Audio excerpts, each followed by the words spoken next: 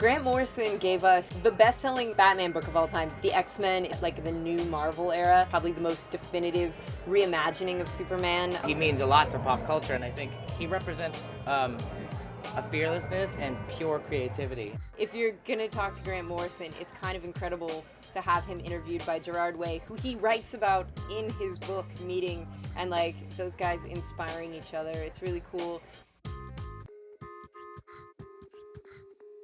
Welcome to an evening with Grant Morrison.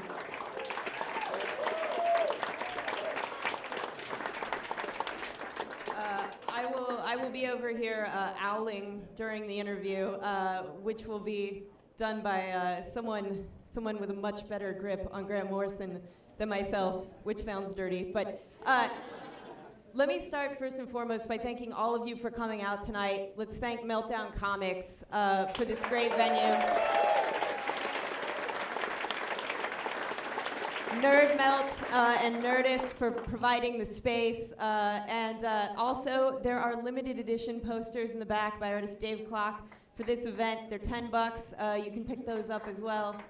But without further ado, are you guys excited for the evening that's about to commence?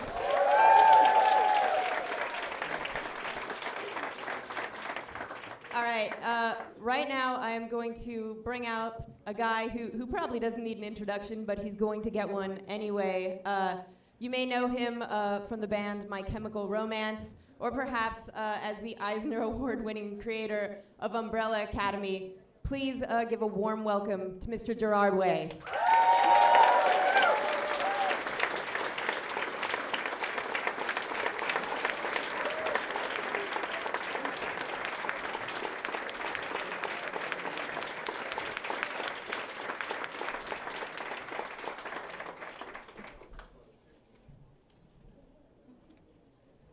Bunch of notes that I made. I'm not this short, but I'm pretty short. Before we continue, I want to tell you guys a story, and the story takes place in 1999, and I'm in a hallway in DC Comics in New York City, kind of the big black building, and I'm standing there holding photocopies, wearing a black turtleneck with a Beatles haircut, and I'm waiting in the hallway, and I've paused there because I've heard that Grant Morrison is in the building, and he's about to come through this hallway to talk to his editors at Vertigo. And I'm just petrified because I'm a huge fan, but I also wanted to see him. Now, just some backstory really quick. I've been trying to break into comics for years, and nothing worked. I just didn't have any confidence, and the art wasn't there yet. I was missing something, and I was afraid, and then I looked to my left, and in walks basically King Mob from The Invisibles. And I'm looking at this guy, and I'm like, it is 108 degrees in New York City, and he's wearing rubber from head to toe in PVC. And it was almost as if in that moment, I really realized what I was missing. I wasn't self-actualizing. I wasn't becoming what I was supposed to be, and this guy had through his art. And from that day forward, I made it my mission to break into comics by becoming something, by self-actualizing, by creating a fiction and then believing it and then living it. And that all happened from that one moment in that hallway. And I don't even think he saw me or looked at me. He just walked right by me. It was like a blur, you know. And so, you know, we've kind of come full circle, becoming really great friends over the years. And it's amazing that it all started in that hallway. So a man who's inspired me, cared for me, just given me the best advice. You know, I want you all to welcome Grant Morrison.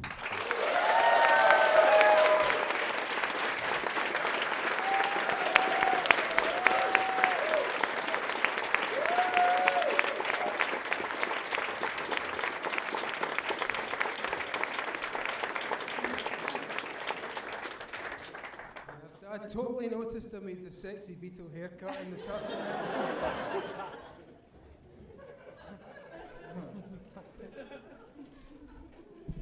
but he was just this kid going by.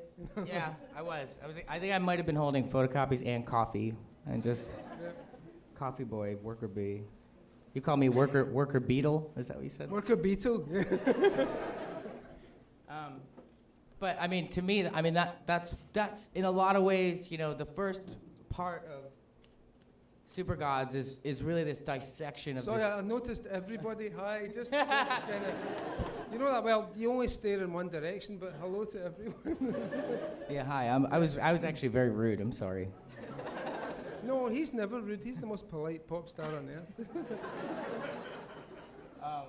Yeah, it kind of starts with a dissection and a history by somebody you've been dying to hear it from. But then, you know, the best part of the book to me is when you get to the part that's about a person that self-actualized, that became his dream, you know, that was fearless. He fought through the fear and became something extremely special. And it was that confidence, that fearlessness, that arrogance that you need to be what you've always, you know, what you're always supposed to become. To me, that's what I got out of Super Gods. So let's talk about that. That's so nice, isn't it? Oh, I don't know. You know, for me, it was like when I was a kid. My mum and dad were into the bomb, right? They were anti-nuclear activists. My father was a soldier, and then he got so into fighting the bomb, and he joined this group called the Spies for Peace, and they would break into military installations and take photographs.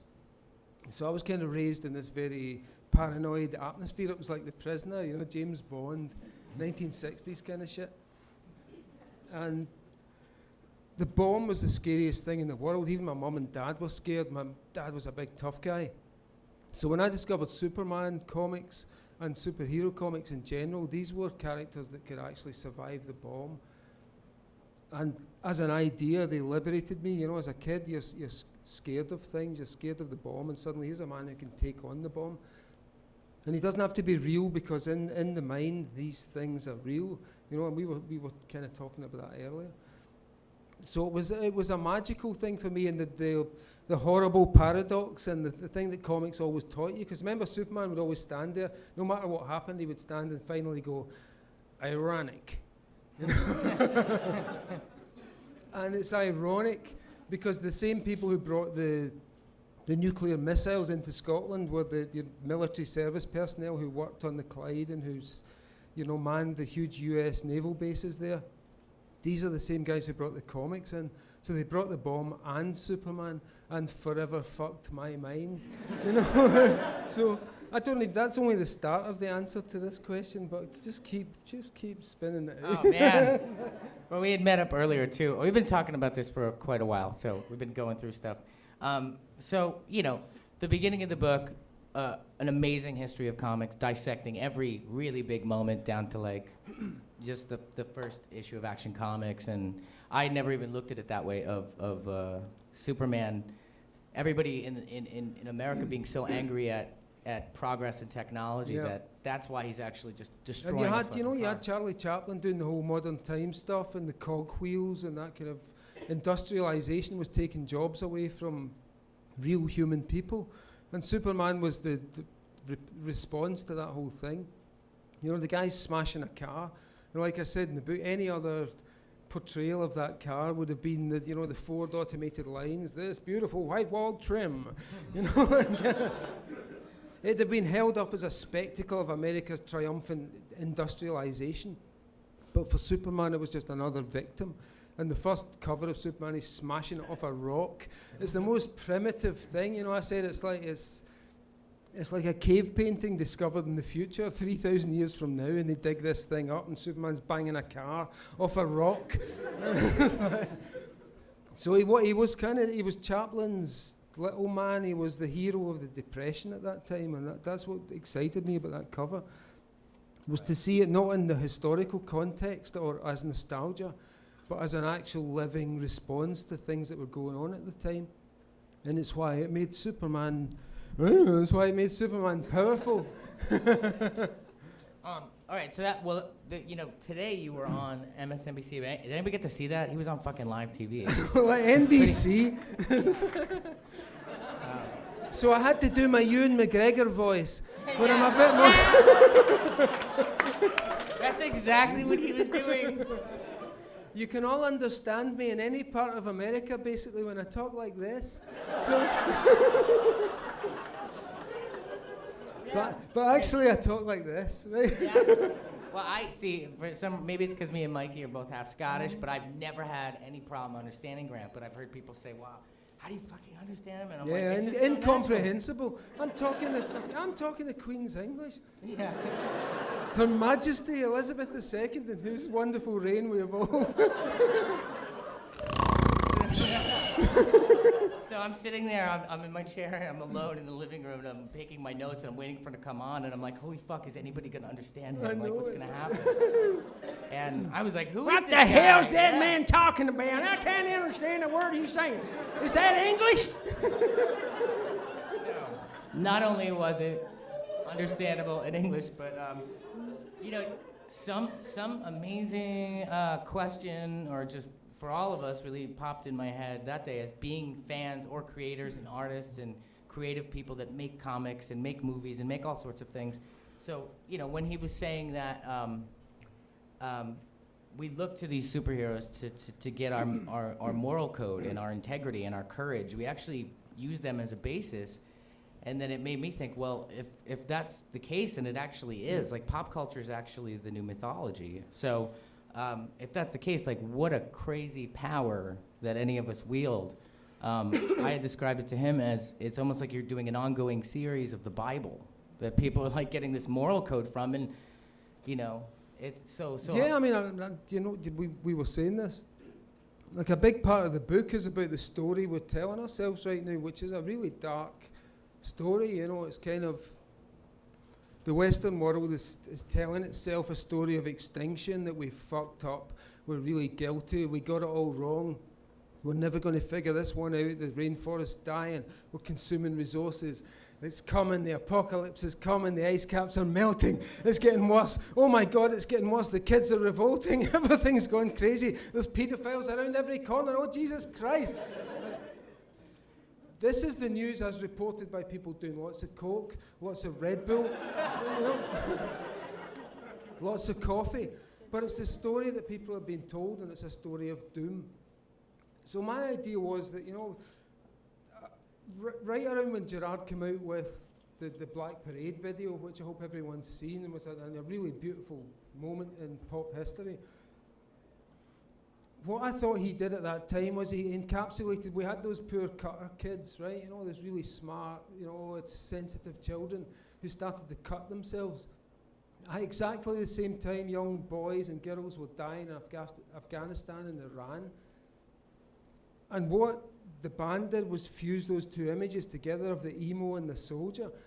So it really, you know, it got me thinking about that whole, what were we trying to process through that entire period, you know, and what were you thinking about when you did that? Even like, it was really weird. It was just I didn't think about it too much at all. I just knew, I just knew, you know. And I think you probably experience the same thing when you come up with your stories, or create King Mob or anybody. You just know that that's what the world needs, not what it wants. And we talked a lot about that through our friendship, is asking for what you need, not what you want.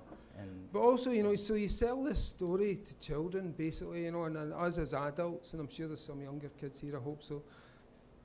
But as adults, you can almost process this doom and gloom shit. It can be quite funny, it can be vampires, you know, it can be Harry Potter goes dark. Right. But really, it's a really dark script, and the kids are having to deal with this, and then you turn round and accuse them of dressing in black and cutting themselves. You know, come on. We should be so thankful they're not hanging themselves, like, you know, dealing with this shit. So I kind of felt that our recent work has been dealing with that and trying to process with that very dark story, and why superheroes have appeared and emerged. They've come off the page, they've come onto the screen. Suddenly things that only belong to an outsider culture for a very long time have become common currency. And what we're seeing is, I think, a culture in emergency, a culture that's been telling a terribly dark story. And tragically, for our you know, our imaginations. The only thing that is now left carrying a positive charge, because Star Trek is dead, we have no space program, we no longer have supersonic aircraft, forget it, you're not leaving the planet, you're here. You know, the dystopian vision has consumed the Western imagination, except for the superhero. And the superhero gives us this image of, what if we get better? What if we can be smarter? What if we think about these characters that we created to save us in emergencies and apply some of their thinking to the problems that we have? And I know it seems ridiculous, you know, but negativity hasn't got us anywhere. Everyone's really depressed and the kids are cutting themselves. Come on, you know, that's why superheroes have risen up. I think they represent some kind of last gasp positivity and hope for the future. Right. Wow. Yeah, it was very reactionary, you know? And I think that's kind of superheroes in a lot of ways too are very reactionary. The kind of superheroes, like Superman being born out of, you know, World War II tension and things like that. And creatively, we are in a lot of ways reactionary. And then the beauty of it is that after time, you stop being a reaction, you start being just very proactive, like creating something new, you know, or it's a reaction to what you've done before and things like that. And I think every case in Grant's life and career, it's a progression, you know. It was started as a reaction and then just became a progression, and now he's just progressed so far. So you mentioned something called the Human Project today. Oh on no, TV. the human is. I just love it. I don't know what it is exactly. It but should be the new Jack Kirby comic. The Human Project. Jack's back. Oh no! So what was why did I mention the Human Project? Oh my God! You referred. No, actually, I act like it was something that I need clarification for, but I don't. I mean, Yeah. you referred to this whole thing as a human project, you know, and something about, you know, being fans of something, be it from Buffy to Superman to anything else. The real diehard fans, I think there's almost a reason that they call us all disciples in a weird way, because I do think there's that connection of mythology that we almost take it so personally that when, you know, Spider-Man gets a new costume, everybody gets really fucking pissed off. Like, so I think that's why there's such an intense love and an intense hatred sometimes for really groundbreaking ideas with these characters, because it is, in a lot of weird ways, you know, and people are gonna hate me for saying this, religion or mythology. It's our guideline for in a weird way kind of how we act and what we believe. So that's something I've noticed, because one of the things me and Grant got along about right away when we first met, we had lunch in Glasgow and we were playing the Barrowlands, and I was so nervous that everybody in the band just watching me pace, and then I walk out, and then the two of them are standing there with a sports car, and Kristen's driving, and he's like opening the door, and he looks like the Joker, and he looks like super menacing, you know. But we go to that lunch, and one of the things we were able to gel on right away was an intense love and or hatred for what you've done, because it tells the truth or because it pushes a boundary. And Grant said something to me, and this is, I feel connected to everything. Grant said something to me at lunch that nobody had ever said to me, and it was, he had said... Would you like sauce with that? Yeah. Sorry. No, it's fine, please, because I'm getting kind of heavy. So, but we did have haggis. That was the first time I had haggis, and it's not what you think. It's not that gross. I heard everybody go. No, it is that gross. I've never eaten haggis. It was not bad. This is the shit we give to tourists. You know, it's like. He's like Indiana Jones, and we come in and say, no, honestly, it's sheep's guts, it's blood, and oatmeal wrapped in a sheep's stomach. You'll enjoy it. Meanwhile, we're eating fish and chips and it looked like taco meat. It looked like really well done taco meat. So, you know, so I got platinum white hair, and you know, I'm very intense, and he's, you know, we're talking about 9/11 and the band starting and stuff, and he goes, did you ever think about what was going on in that cockpit? And this, you know, it's a crazy thought. Did you ever just think about what the energy was in that cockpit? I know that it changed your life. You feel horrible about this thing, and you're very angry about it. But did you for once think about it? And I never did. And it was the first time, no matter what it meant, it just made me think about it.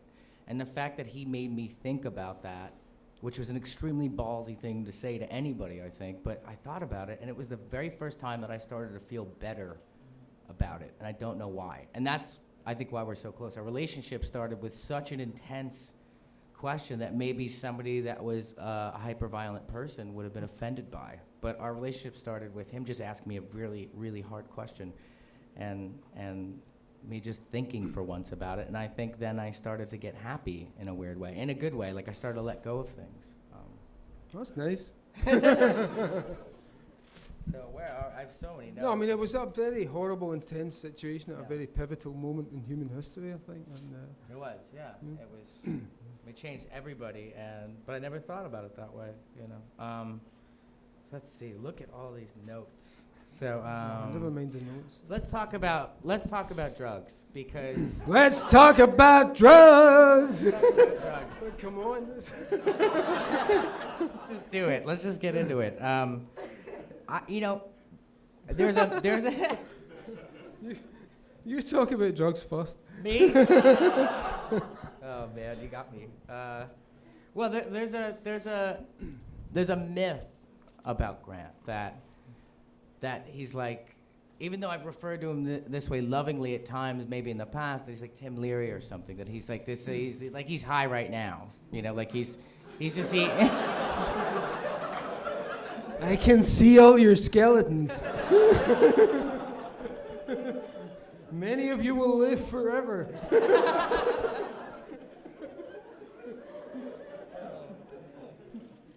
So getting to know Grant over the years, about I'd say about 6 months into really we got close, you know, me and him and Kristen got close very fast, and I think about 6 months in, we'd seen each other on the road again, or whenever they were over here, we'd hang out, and I eventually felt comfortable enough to ask him, so how many drugs were you on when you did Doom Patrol, you know? And that's kind of the question I think everybody asks. And he turned to me and he goes, no, I didn't do drugs. I was straight edge until I was in my 30s. And I'd never known that, because there's this myth that kind of precedes him that, you know, that it cheapens it to say that's where it all comes from. I mean, what's more probable, that he's written from a very young age, being straight edge for many years, amazing fucking comics for his whole life because he takes drugs, or because he's really talented, you know? And so I believe it's because he's really talented. So so there's this kind of myth of that, and I think, and just learning who Grant is and knowing Grant over the years, I've come to know him as this guy that actually isn't on drugs. He's extremely focused and very dedicated. I wish, right? I was in a band when I was like 19 to 21, 22, 23, and we were totally straight. And you'd look back on that and think, oh, I wish you'd been drinking, I wish you'd taken something, but we'd go on stage like, fuck! And it was just immense. It was kind of mod, you know. It was really, but everyone looked back on that and thought, I wish we'd taken something. You know, I kind of, when I was doing The Invisibles, I was writing about these anarchists who took all this stuff and who did all the things that I'd never done in my life as a little straight edge good boy mod. And I kind of went method acting on it. You know? So if I had a transvestite witch character in it, then I had to become a transvestite witch and see what that felt like. And I had to summon Mayan and Mexican gods and deal with them and see what they looked like and copy down what they had to say. The same goes for voodoo. You know, I'm writing a character, Jim Crow, who's a voodoo trip-hop artist. So I thought I have to try voodoo, and I found myself dealing with these scorpion gods. Like really, you know, visualizations that were very powerful and strong. And so each of these characters, I became the King Mob character, the Lord Fanny character. You know, who else is in that book? You know Jack that Frost. See, I'd always been that kid. You know, Yeah, that was Jack me at Frost to 14 me years is old, the little working class. Fuck you, I'm smarter Right. than you are. You know, fuck you, I'm Like the you'd bigger- never yet met a transvestite. You were just still angry about them. for Yeah, some and reason, you know? it was kind of horrific to him. But I was also, you know, the Mr. Six character, getting into middle age and still being cool, and the bachelor pad and the 60s music and the latest discs from Japan. Right. But So a lot of those, I was living out that book, you know. The idea was to do this big kind of almost like an art installation where I would see how closely me and the comic could combine. And, you know, I wound up in hospital because I had my lead character in hospital, this shaven-headed bald guy who had lots of fun and sex and guns and girls. And so when he got sick, I got sick. And when he got well, I got well, and I found that I could put things in. And it was this very weird, I still don't know what it is. I urge other people to try this, you know. Yeah. Try and implicate your art and your life to such a degree that you can't tell the difference anymore. Right. And strange things start to happen. Reality becomes very plastic. And it seems as if you can press buttons in your little voodoo world, your little fictional creation, or your dance, or your poem, or whatever. And real things will happen. I don't know what that is, but something weird's going on. And the more we test it and the more we see if it works, the more it becomes a human technology we can give to everyone. Right. I mean, well, I think, you know, that's why the work is so lasting and potent, because you did the things, you know, and you described it once as method acting, and that's exactly what it is. You, making the Black Parade, I actually got made fun of by our friends in this band, called Murder by Death, because I'd let them crash in my room at the Oakwoods, and all over the walls I just had really depressing phrases like cancer, death, misery, hate, fear, and it was awful, and it was everywhere. And then before they had left, they'd actually redecorated my room with these signs that said puppies, cake, you know, stuff like that. But you do these, you know, elves, yeah. So, you know, even, you know, I wasn't going to shave my head with bleaching of the hair, all that stuff. It's all this method acting that you do, you know, to get yourself to that place. And it's just a form of that method acting. He had to live that stuff, and that's why it's so amazing, because the thing that's the best part about The Invisibles to me is that it's nonfiction. You know, it's a nonfiction work. It's semi-autobiographical. Yeah, I mean, work. we didn't blow up those places, you know. Maybe we should have, and things would have been better. But all the places, you know, I went to Australia. If King Mob's in Australia, then I'm in Australia. If I'm on the Sacred Mesa tripping with the Indian kid, then that's what's happening. That was all real, except we didn't blow them up. So let's see. How much time we got? I'm just curious. We have all the time 30 minutes. in the At least 30 world. minutes. Oh, at Before the least 30 Q&A. minutes. That's great. Oh, before the Q&A? Yeah. Holy shit. I thought the Q&A was going to happen. I know it's sooner like a than later. lifetime. How long have I been in hell? 5 minutes, Gerard Way. I mean, I have a lot of notes, but... Did anybody read that Alan Moore 1969 thing where Voldemort's like feeling up Mina? How hardcore is that? Voldemort. I haven't read it. Has anybody read that? I haven't read it. He just told me about it. Don't on the worry way about over. it. It's like, forget it. It didn't happen. Just red light. So progressing so far ahead, reaching so far ahead that you actually end up ahead of things. The filth. Let's get to the filth, which is almost the answer, right? The filth. I'm coughing just as that. Somebody asked me very recently, Yes. but like a year ago, kind of like, what's your favorite? And about 4 years ago, I said Doom Patrol when I was working at Umbrella Academy, and over the years, going through my own shit, turning 30 and all that kind of stuff, and all the ugliness and the fear that hits you when you've done something. Now a year ago, somebody said, "What's your favorite?" I said, "The Filth." The Filth is my favorite, and I had a journalist once saying, he asked me, he goes, "What do you think of The Filth?" And I said, "I don't really know yet." And he goes, "Well, if you read it as if it was about a guy who's just really sad that his cat is dying, it'll make a lot of sense." And then I reread it, and I read it like that, and I was like, this really just is about a guy whose cat is dying. He's very sad. Yeah. And then he survives a suicide attempt, but he becomes homeless. But the thing that he does to dignify his entire life is to compose this huge epic story where he's at the very center of existence. And it's the saddest story of all. Right. And you explain The Filth as the come down, because there's always the come down to something like The you have Invisibles. to have the come down. You know, it's like the Beatles do the White Album, and it's really spare and kind of depressing and weird. So The Filth was that. The Invisibles was the high. It was living that dream, and then finally getting to the end of that dream, and it was really sordid. And you know, Jarvis Cocker did this album called This Is Hardcore. Don't know how many of you guys know that thing. But it was about that, the stale waterbed and the bachelor pad music and the creepy lava lamp lights. So I was kind of living that world, and I wanted out of that. And the Filth was the record of coming out of the Invisibles. It was the Come Down book. And it's my favourite thing I've ever done, I think. It's about real things. It's about my cat dying. It's about my dad dying. It's about all those,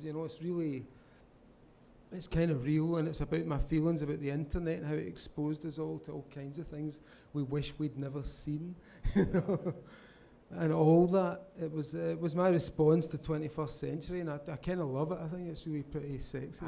Cool. Yeah, I love it. I mean, between, over the years between that and We Three, it is my favorite, and Yeah, Frank Quitely's done 10 new pages of that thing, and they're amazing. It's like there's more tears per page than ever before. So let's talk about the sunspots. Let's get into that. We have to get it. So this is like kind of privy knowledge. So who's read this book and you've seen this mad theory? This is brilliant. I mean, it gets everyone talking, right? Well, can you explain it? I'll be off a little. He has to explain it, but I'll set the story up by saying he was right there at the moment where the old style, like Linkin Park new metal thing changed to the new hippie, and he was right on it with that Sgt. Pepper Is Dead, the Black Parade again. I thought that's why it was so amazing. It was right on the money. It was so of the zeitgeist. But we go to the Rolling Stone offices. Me and the band are hanging out. We're having a lunch. Frank wasn't there. It was me, Mikey, and Ray. And we're talking, and everything's great. We're like charming the pants off them, and it's super fun. And we're trying to sucker a cover out of them and all kinds of shit like that. And but anyway, we're sitting there, and I just happen to start talking about Grant and sunspots and magnetism and turning into a hippie and getting and I'm trying to say, no, I mean, it's not like we become hippies or anything, but you got to understand, like... Well, I mean, not hippies. Yeah. the sunspots, every 11 years, it goes from hippie to punk, and you really got to understand, like... And then they're just, like, all sitting there stunned, and they're like, you guys are full-on fucking hippies now. What happened to you guys? And I was like, no, you have to hear Grant explain it, and I think which led to... when does that hit the stands, you and Rolling Stone? I have no idea. Like this month, I think. Yeah. I don't know. They've got pictures of my old band, and these guys they'll freak them out. They've never been famous, and they should have been. Suddenly they're in Rolling Stone, like 300 years after we were trying. But did he ask you about the sunspots? Yeah, but I'm suddenly an expert on this. It wasn't my idea. It wasn't his idea, but everything made sense when he explained it to me. So explain. Yeah, I'm really good at this, right? Listen to me. No, this guy Ian Spence came up with this amazing theory, which I read, called the Sekhmet theory, who's the Egyptian lion goddess of the sun, and what a beautiful image that is already. And he suggested that each 11 years the sun goes through these like 22-year cycles, and every 11 years is a solar maximum. And he said that basically it swings between, the flares, read up on the science, because I'm dumb on this stuff, right? I researched it all for the book, and I wrote it all down really clearly, but there's no way I'm going to remember it tonight. But there is science to this. And every 11 years we reach this solar maximum. And basically what he said is you can track it in youth culture, because kids are really aware of the difference in the solar electromagnetic field. So he says, look for it in youth culture. And in Western youth culture, you can disprove this. You can look at it and how does it apply to the East? How does it apply to times before teenage culture? But as a guide to teenage culture, it's really brilliant. So he says that it swings between two poles, and it's hippie on one side and punk on the other. And punk is like tight clothes, short hair, drugs that are speedy, amphetamines, coffee, whatever. Songs are short, songs are violent, songs are about current events. Then you get this hippie thing where suddenly clothes get longer, men start to wear beards, the hair is longer, the songs are more free form and psychedelic. So he says, check out 1955, Punk Maxima. and you have the tight, short clothes, juvenile delinquents, Elvis Presley, 3-minute songs, cafe culture, the Beatles on amphetamines in the cavern, all those influences. 1966, 11 years later, you have the complete opposite. Baggy trousers, bells, caftans, long-form music, expansive hippie drugs like LSD and, like mescaline, those kind of things. Take it forward another 11 years, 1977. Suddenly we go back to the punk maxima. Clothes get tight, songs get short, aggressive, angry. Suddenly people are using amphetamines again rather than psychedelics. Cocaine is back, methamphetamine is back. You get the Sex Pistols, you get the Damned, you get the Ramones, all those bands. Spin it forward again, 1988, you go back to a psychedelic maximum. And what you have is in Britain, we had the Stone Roses, we had baggy clothes back again, we had long hair. In America, you guys had grunge, the long hair, the psychedelic overtones of people like Nirvana and Soundgarden and all those bands. You can track it through. 1999, new metal, The Matrix, tight clothes, anti-authoritarian, no logo. Honestly, you just follow this thing. And Spence, the guy who came up with the theory, he didn't get past 1988, but his broad predictions of how it would look, he said it would be an imperial youth, and he called them stormers. And think of the image of the Matrix and of Neo, and at that time, the way the comedy went from being surrealistic. You had Jim Carrey, we had all those very surrealist shows in Britain, and it went suddenly to really dark, satanic comedy, black hole comedy. You had people like Sarah Silverman suddenly rise up who are insulting people. So it's a really fun parlor game to play. And you can track comedy through it, you can track movie heroes through it, you can track comic books through it.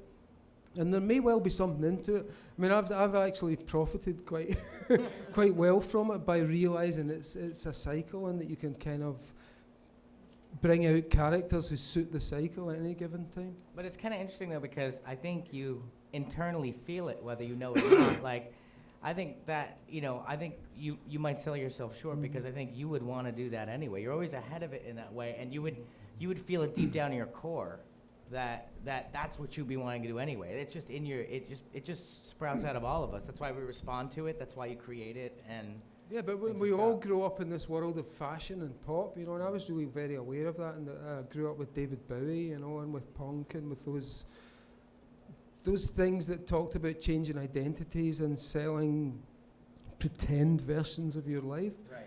So it's that, that's what drove me in the beginning. Right. Multiple identities. Multiple identities, yeah. So let's see. Wow, let's see.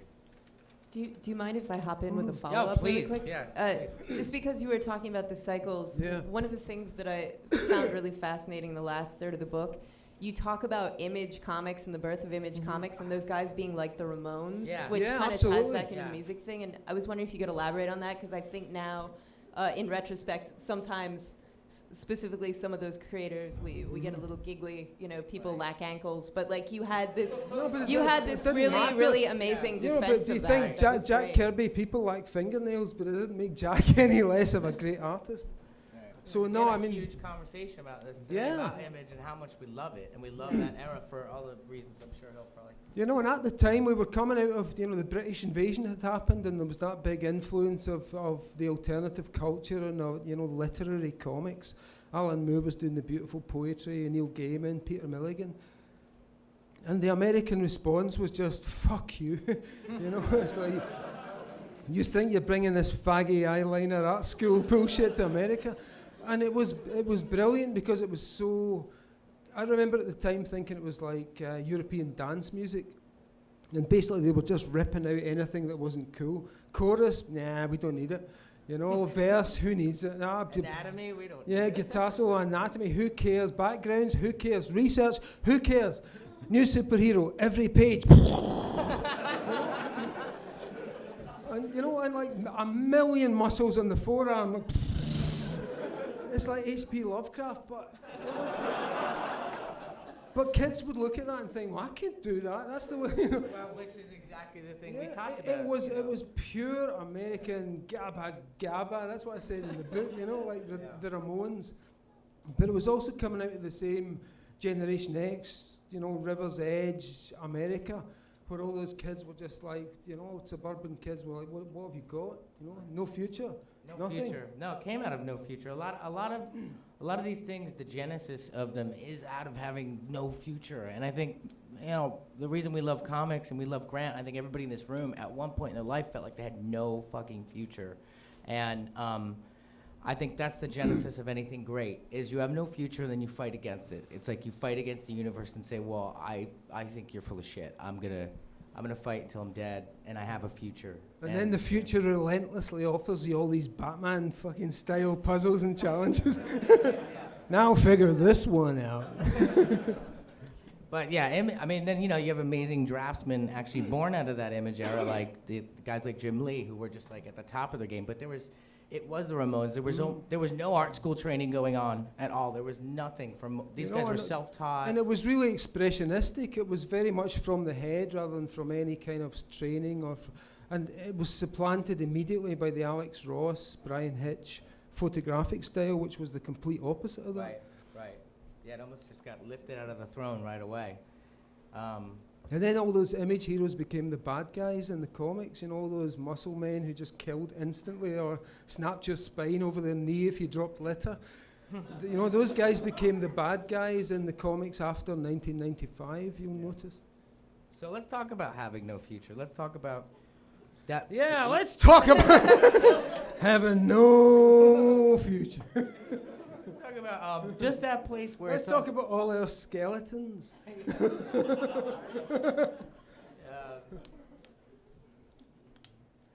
Let's like the genesis of kind of stuff. Like, let's talk about your dad getting you a typewriter. In the book, you described this amazing scene where, you know, no matter how you felt about your parents later on, or even at that point, it didn't matter. You were a teenager, you were pissed off, you were punk rock, but he still gave you a typewriter that said the world's waiting to hear from you. And you know, but up to that point, you had felt two things: probably no future and the fear, which are they're probably like brother and sister. No future and the fear. They hang out together. Well, no, the worst thing is it's not no future, it's just the future where nothing happens. And you're just in this room. And it gets greyer and greyer and greyer, and you eat the same dinner every day, and, you know, there's nothing happens. So, are we ready? How did I get out of that? Yeah, what was your trigger? I had triggers. What was your trigger? Comic books, that was it, you know. And that's why that spooky pregnant pause where you thought, oh my God, he doesn't know where he's taking us now. I got out of it with comic books. They taught me that words make a difference. And like you said, my father gave me a typewriter. So all tied in. If you're nuts enough, you can project a lot of pattern onto the universe, you know, and it makes it more interesting, exciting and sexy to live with. So my pattern was that if you become a writer, certain things might happen that will make your miserable little working class fucked up life better. And then my dad, who, you know, as I say in the book, he's a lovely man. He was a soldier. He fought in the war. He fought for people. He was a socialist. But he made me a pacifist. So as a pacifist kid, you have to develop very weird strategies at school, as you might imagine. You know, and I was weirdly enough, I wasn't bullied by anyone at school, but I found myself having to develop this storytelling ability. And so I was really, that's what it was about, and I'm sure that's what it was about for you. And when my father gave me a typewriter and it said, son, the world is waiting to hear from you, you know, it was this epic moment for me, and I felt I really had to live up to the responsibility of that typewriter. And it still sits pride of place in my fortress of solitude, you'll be glad to know. I think, well, for me, in a weird way, it started probably with Colossus from the X-Men, was a pacifist, and that was where I got that. But it's actually kind of crazy trying to go to middle school and high school as a pacifist, because you just, you know, people rip your fucking head off. But also you get a lot of rage inside, you know. I had to go to martial arts to process out 20 years of this madness. Because my dad was a soldier and he dealt with things by just punching people out and standing back and, okay, you're dead, pal. For me, I had to talk to people and negotiate and deal with things and be a communicative person. I can get myself pretty much out of any fight. I think there's been numerous times where I've basically convinced somebody to not hit me, and it's always worked. So And I come from Scotland, where basically everything is an invitation to a fight. You know, you just walk out of a store and you see something. What do you want? Fucking, you know, He came to Glasgow and I was with him and we're walking across the square and it's Gerard Way's a wanker. And I was pretending I'm the Russian bodyguard. We'll keep away from Mr. Way. He's not told to talk to you.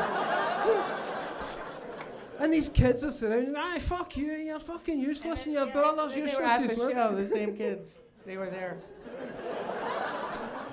I think they were in the front row. And those were the fans. Those were the fans in Glasgow, Scotland.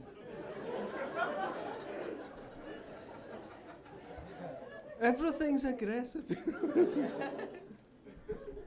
Even pacifism is fucking aggressive. So, all right. So we become what we believe. And we imagine the dove of peace descending on our humble assemblage tonight. I'm actually really glad we glossed over that drug thing. So No, I'm quick. glad. We got right through that fucking thing. Drugs, I'm sick of it. You know, I know, people you just must keep be. saying I take all these drugs. You know, I wish I'm I'd sick of the taken drug all the questions drugs from- ever. Yeah. And then it would be over. I wouldn't have to talk about this ever again. Right. It's like, yeah, you almost get upset that you were ever really honest about being blown out of your mind. You on talk cocaine. about it for 8 years and suddenly you're that guy and everything comes out of that and it's really weird, you know, but who cares? I watch these crows now, the crows, and it's like shamanism, the crows learn to fly, and so I'm kind of into that nature kind of stuff. Well, magic, I mean, you know. The crows! I'm a big Crow fan, actually, anyway, myself. So, are they really remaking that with They've Bradley got Cooper? tremendous beaks. They do. Yeah, the beaks, they can pick up I mean, we're wires in and Hollywood. We could yeah, if you get a crow, they pick up wires and they write out basic hymns. Can it be? Really? No, crows are super intelligent. They've got this thing in their head. Not that some scientists here will absolutely confirm what I've got to say. I don't doubt you. I don't doubt you. No, crows have got this module that takes the place of the human neocortex. So they're really these super organized, really smart birds, and we watch them doing their thing outside, and that's worse than drugs, you know. And they train the little ones to eat smaller birds and things, but you watch them learning how to fly and stuff. Nature is so far beyond psychedelics. We have about 5 minutes, and then we'll open it up to the Q&A. If that's Cool. Yeah, totally cool with that. So, everyone, please talk amongst yourselves for a moment. Okay, at the very end. Yeah. so we're gonna talk about magic really quick one last time. We're gonna open up to you guys, and we're gonna say, or maybe we should save it. We'll talk about magic. We'll do Q&A now Yeah, to just buy let's us 5 minutes talk. at the You know, end. everyone's sat for a long time listening, so thank you. Yeah, That's, just thank you guys. There's a gentleman out there with a microphone somewhere in this vast swarm of people. So if you want to ask a question, go ahead and raise your hand. Not all at once. There's definitely please, someone yes. up front for sure. Here it comes. There's a gentleman right in front of you. Let's start with him and we'll move our way up. Hey, how's it going? Yeah. That is my old roommate from Chicago. Yeah. Not seen in a decade. Yeah, I know. Yeah, it's Super totally surreal. crazy. You look great, by the way, and all that Magical stuff. You realism know. Yeah. happening. everything right here. connects. No, it's awesome. Yeah. No, but seriously, I was wondering, when is Final Crisis 2 going to come out? Never. There will be no final. Come on, it's fucking called final. Well, I don't. No, see, that was my joke and everything like that. You know, like. Final Crisis 12. Yeah. No, but I love Final Crisis, by the way. I'm glad you love Yeah. it. I mean, I love it too. But And but very quickly. oh no, he's my security blanket. No, on that was it. It was the story, you know, and it was kind of we wiped out the plot and character and everything, and you know that was it. No, but it's interesting to hear you talk about Image Comics because seriously, one of my all-time favorite comic books is Doom Force, and I was always kind of bummed out that you never like revisited those characters or anything like that. Even though I know it was like a one-off. It was a Yeah. loving tribute, and once the love had been expelled, all I had left, all I had was hate. But Tom Pyre and I sat one night, and he came up with all these names at the back. You remember it was like tree, TM. Shasta the Living Mountain. Yeah, everything, but we just come up with all these stupid names like nut job, TM, like tree, table, TM, and then TM. There's a guy up here in a black shirt who had his hand up. Really random story. That guy actually got me reading Grant Morrison's JLA run. That is very surreal. Cheers to you, Anyway, man. sorry. Yes. Strange. Yes, it Okay. all connects. I'm totally right, and you can all go home now. Grant and Yes. Gerard, thank you for coming to Southern California, Meltdown. Where do you know like where to draw the line in doing your own writing? I mean, you've observed that you're able to cause changes in the world. I mean, how does that kind of fear affect you, or? No, I just think anyone can do it. You know, these things happen or they don't happen. Some work that you do doesn't have any effect at all. It's magic, it's intent, you know, that's what it's all about. And some things are just entertainment, you know, and some things like, obviously The Invisibles or All-Star Superman was very much, here's a solar hero, here's how it feels, this endlessly recurring story. So it depends on what you're trying to get across. Simple. It's instinctual. Do you find that too, that having an impact on stuff actually starts to become like a drug in a weird way? You don't become afraid of it. You actually just say, well, I want to have more, I want to have more, I want to have more impact. Having It's an not about impact having power, on but what, like youth culture, anything. no, it freaks me out. It's getting creepier and creepier because people are buying into this book, you know, and it seems to be doing very well. And honestly, I find it really strange. I just live in the country and I watch crows, and I like to see the clouds going. So it's kind of weird, but you know, it's interesting to dance with the demon that is media culture. Hi. Rarely has like one writer opened my mind up in so many different ways and so repeatedly. One of the ways and one of the things that actually was most incredible for me was at the beginning of the second volume of The Invisibles, when the group went through sort of the intentional personality shift. Yeah. Everyone took on a different role. You've already alluded to the fact that you throw yourself or you cast yourself as many of the characters in your writing, and that becomes a very real thing for you. Mm-hmm. Do you find that you have a very strong sense of self that you latch onto in your writing, or do you find that every day when you wake up you wonder who you're going to be from moment to I'm moment? just so absolutely rooted to who I am, unfortunately. You know, I'm very self-aware. It's really kind of annoying. You know, it's hard to ignore certain signals from life. So no, I'm super self-aware, and that's why I chose deliberately to try and use myself as an empty canvas during that Invisibles period in particular. But even with Batman and Superman, you know, when I'm doing the Batman stuff, I'm running up the hill and trying to be as much like Bruce Wayne as possible, which is less and less with each passing year. But you know, yeah, I try to learn from them. That's what they are for me, and I think that's what they are for all of us. These are living ideas that carry very powerful charges, and I think they can, they can refresh and enlighten us in ways that, you know, maybe religion once did, and these characters can do without us having to believe in them. There was someone at the back I saw. Yeah, hi. My question was, what are the chances of maybe one day getting a Doctor Who Grant Morrison episode?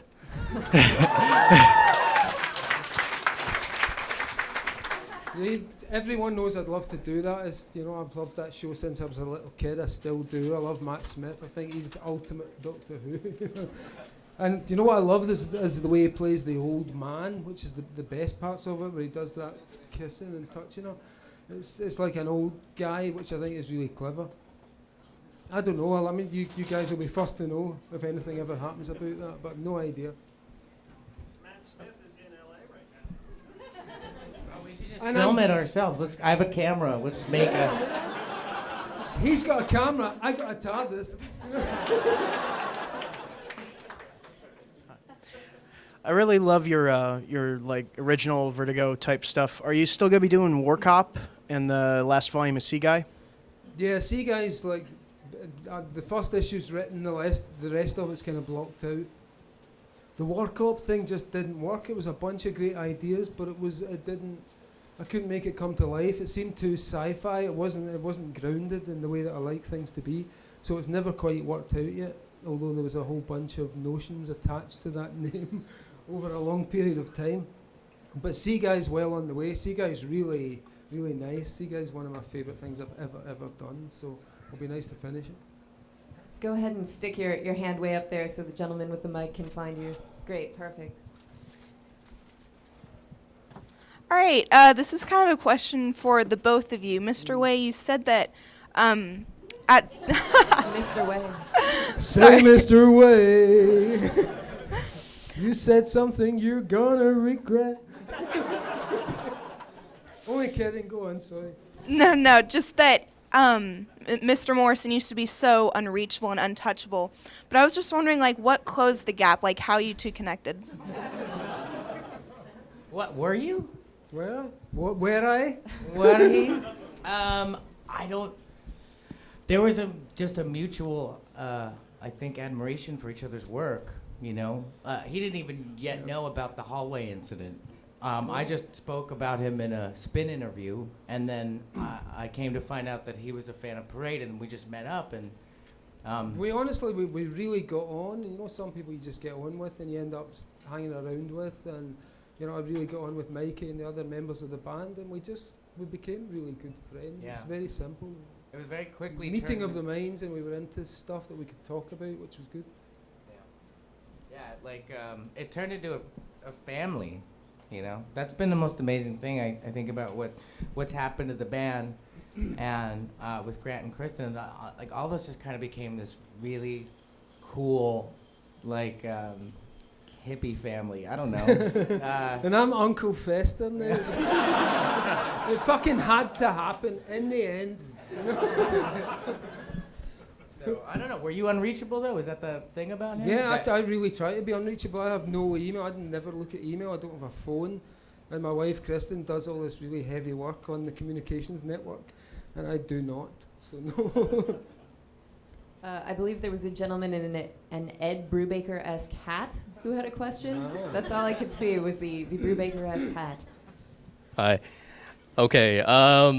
So the car smashing Superman, how does he become stately all-star Superman? What does he learn along the way? Oh, come on, what are you asking me for the next 20 years of plots? It's the same person. It's Superman. He loves us all, but when he's a younger man, he expresses that in a much more fauvist or dadaist way, shall we say. He has an attitude to machines which is almost sculptural. He likes to bend and twist. So no, it's about that guy. The journey may not necessarily be part of it, but yeah, it may well be. I'm not going to tell you all this. Look, he's looking for season 2 shit. all of the above. I had 2 questions. One, over here in the dark. When I was talking to Doc Hammer at Comic-Con, and I was asking why he didn't promote his band Web. So I was wondering if you guys ever thought about doing a musical project with a bunch of other creators like that. Whom us? Yeah. You guys have all been in bands. We've never talked about it. In fact, No, I hate music and everything to do with it.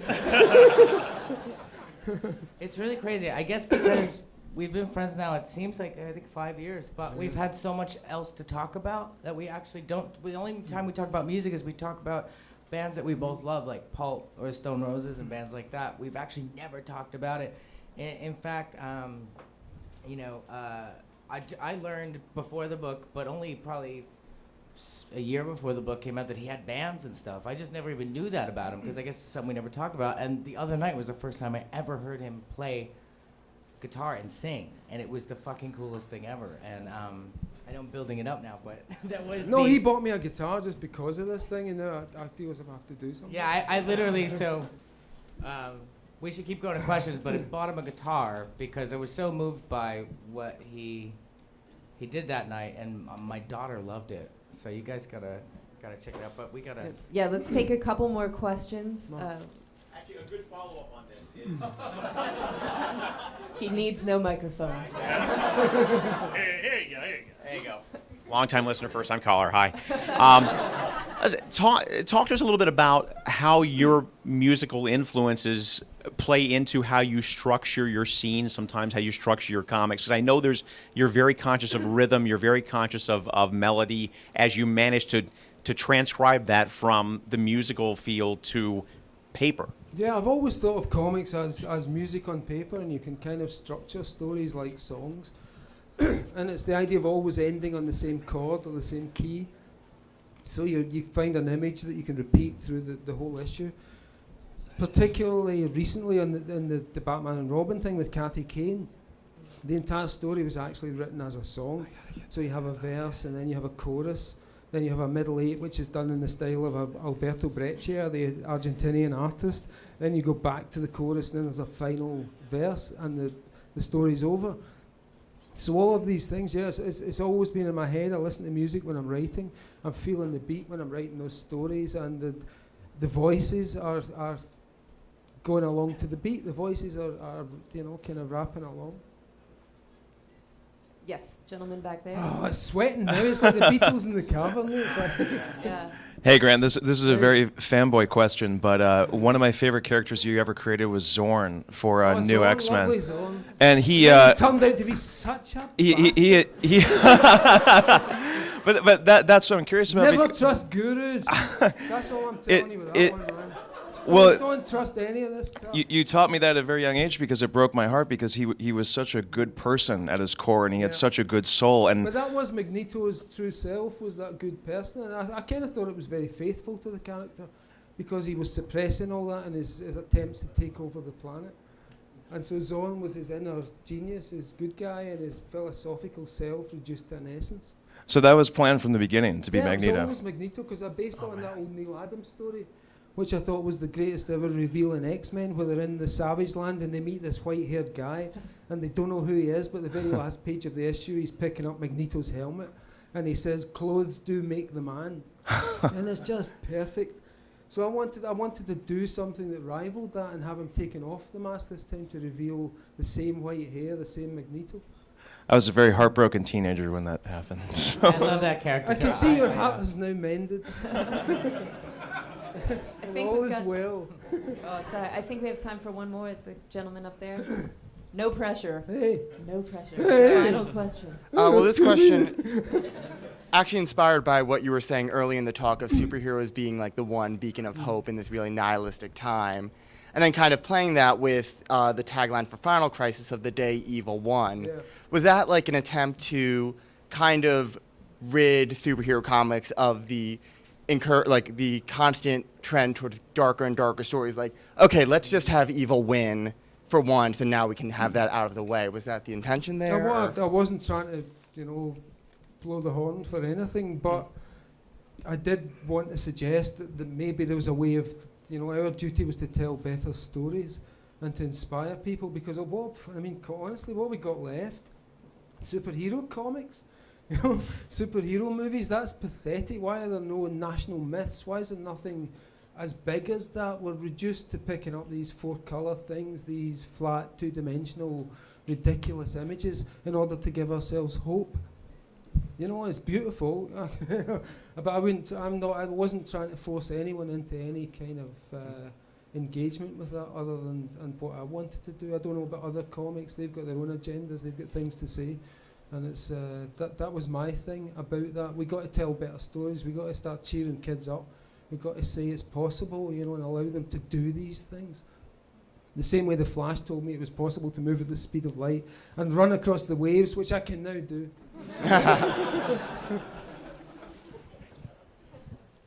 Hey. All right. So I think you guys had. Yeah. So, so please, everybody, give a hand to Blair. Who's done an amazing job.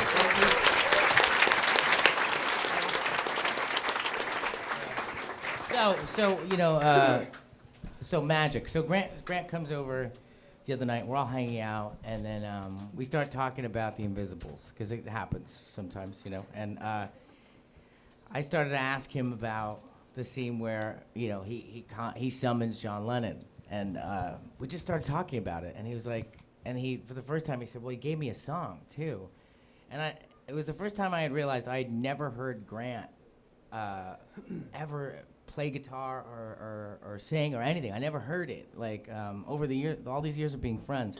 And so I just said, wait there, I'm gonna get a guitar. And I ran to the office, I grabbed the guitar, and then instantly, within seconds, luckily it was in tune. He started playing it. You know, my daughter, who's 2 years old, runs in the room, starts clapping, like, and so John Lennon gave him this song, and he conjured him. He believes that.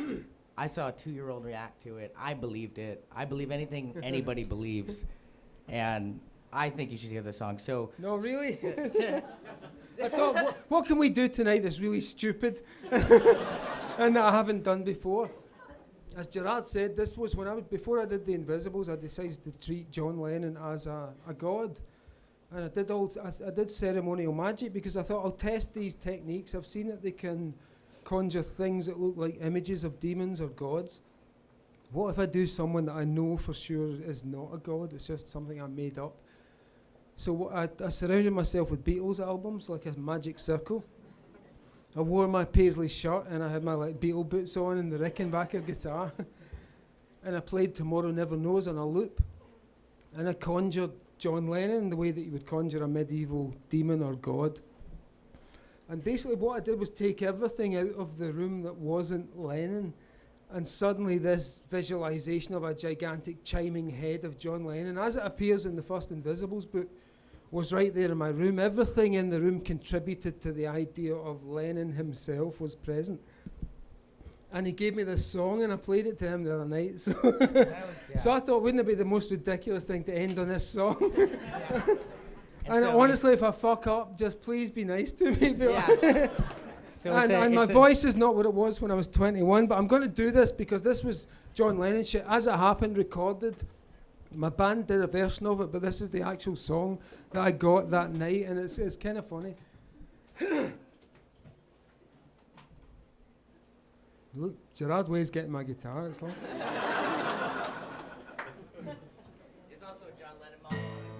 Yeah, it says John Lennon on it, so let's try and will the great man's spirit to us tonight.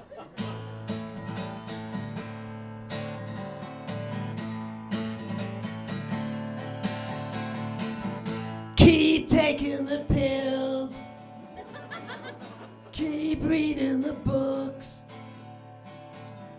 Keep looking for signs that somebody loves you.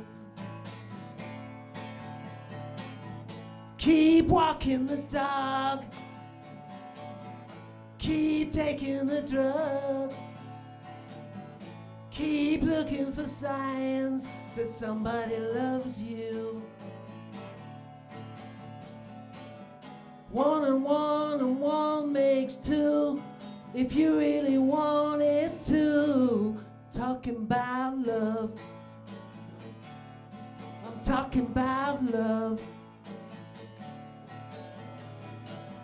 Keep watching the skies. Just a word to the wise. When will you realize that somebody loves you? Somebody loves you. 1 and 1 makes 2 if you really want it to. Talking about love. I'm talking about love. All I wanted to be. All I wanted to be, yeah, was a Beatle like you.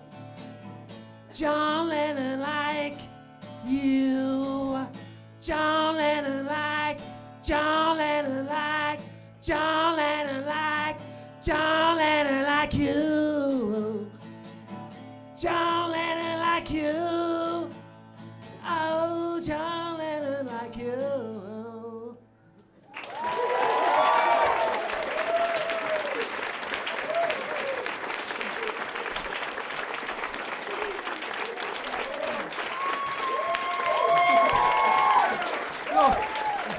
Honestly, thank John Lennon.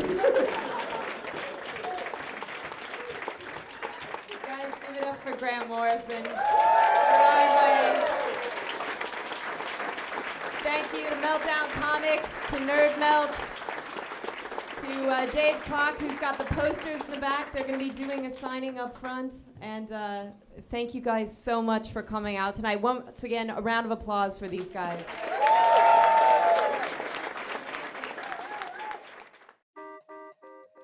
There were so many people packing the house. Questions are great. The energy in the room was amazing. The whole atmosphere was great. The audience was connecting. Everyone was involved in it. It was fantastic. It felt really good.